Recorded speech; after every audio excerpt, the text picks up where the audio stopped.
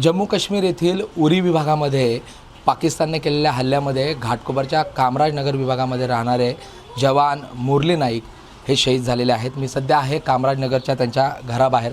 आपण जर बघितलं तर सध्या त्यांचं घर बंद आहे, कारण हे सगळं कुटुंब जे आहे ते काही कामानिमित्त त्यांच्या आंध्र प्रदेश येथील गावी गेलेलं आहे आणि त्याच वेळेस ही घटना जी आहे ती त्या ठिकाणी घडलेली आहे। हे जवान शहीद झालेले आहेत। कामराजनगरमध्ये हे नाईक कुटुंब राहतं, अतिशय मेहनती असं कुटुंब आणि 2022 सालीच जे नाईक आहेत ते आर्मीमध्ये भरती झालेले होते। माझ्याबरोबर त्यांच्या आजूबाजूचे रहिवासी आहेत, त्यांच्या गावातली काही लोक आहेत। मुरली कसा स्वभाव होता त्यांचा आणि ही घटना तुम्हाला कळाली आणि नेमकं यांचं कुटुंब कसं आहे काय माहिती? मुरली जो आहे ते मुलगा चांगला होता, शिक्षण पण ते चांगले शिक्षण होते। त्यांना आर्मीमध्ये जायला लई खूप आवडतो। त्यांना आर्मी जॉईन करायचं म्हणून त्यांनी स्पोर्ट्सचा एवढा चांगला तो स्पोर्ट्स क्रिकेटमध्ये आणि फुटबॉल काय असू द्या त्याच्यामध्ये तो एक नंबरमध्ये। आम्ही सगळे बोललो की हा तो स्पोर्ट्स कोटामध्ये कुठंतरी याला जॉब भेटेल।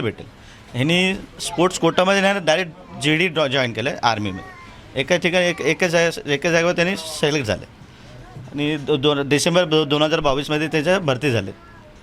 आणि त्यांचे आईवडील पण लय गरीब आहेत। मम्मी बर्तन घिसायचं काम करते, वडील तो काहीतरी याचं बिगारीचं काम करतो। आम्ही सगळे लोक सर्व आहेत असं काम करणारे माणूस आहे बंजारा। ते लोक बायका असू दे ते असू दे सर त्यांनी आता ते लोक आता पुढचं मंगळवारी जत्रा आहे त्यांच्या गावी। त्याच्या मारेमाचा जत्रा असतं दरवर्षी। त्या जत्रेसाठी ते लोक आता एक आठवड्यात ते लोक गावी गेलेत।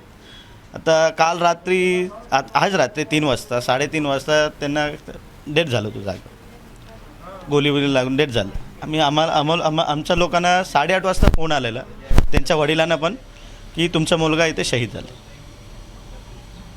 ते लोक 9:30 वाजता आम्ही सर्व ग्रुपमध्ये टाकून बोललं की मुरली नाईक आता नाही राहिला। आम्ही सगळं टेन्शनमध्ये आलो। अरे असं परवा दिवशी आम्ही फोनवर बोललेलं असं कसं झालं म्हणून त्यांना विचार मुरलीशी बोलणं झालं होतं? नाही कुटुंबाशी बोलणं नाही, आम्ही त्यांच्या वडिलांना आमच्या ग्रुपमध्ये बोलणं झालं। त्याच्या काहीतरी ग्रुपमध्ये आम्ही बोलतो गाव कधी त्यांचे फ्रेंड सर्कल आमचं तसे बोलणं जातं। आता सर्व समाजाला सर टेन्शनमध्ये बसलेत की असं कसं काय झालं। आता ते लोक जे ले रडतात तिकडचे वगैरे ते गव्हर्नर भरपूर लोक तिथे जाऊन भेटले त्यांच्या घरी। आता आम्ही पण उद्या चाललो आहे आम्ही इथून तिथे भेटायला।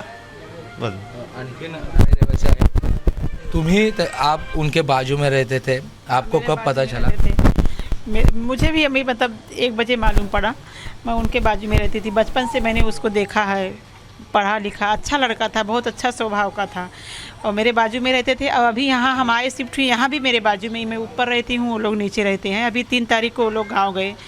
बहुत मतलब उसकी मम्मी ने बहुत तपस्या उठा के मतलब बहुत परेशानी बर्तन घस के ला के उसको पढ़ाया लिखाया था। 1 महीना 1.5 महीना नंगे पैर चली उसने, मन्नत था कि मेरा बेटा सेलेक्ट हो जाए।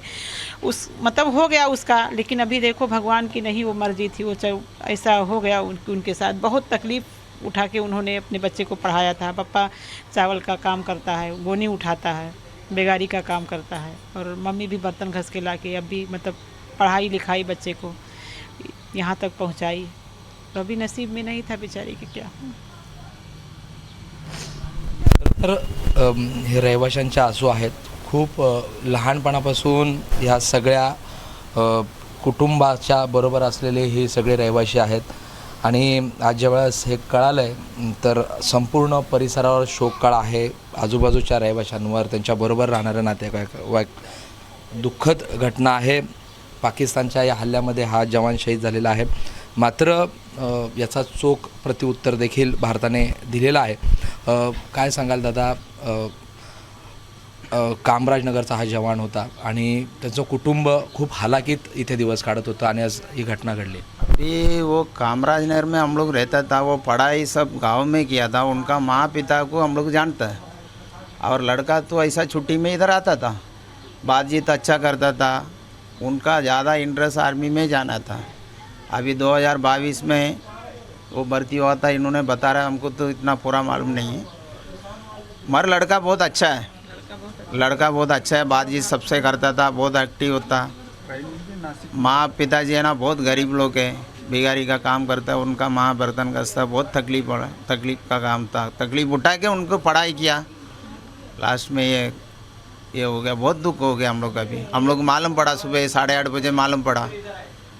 हम लोग रहने का था तमिलनाडु का, वो लोग आंध्रा का था, फिर भी हम लोग से अच्छा रहता था, हमारा चाल में बाजी में रहता था, अच्छा रहता था।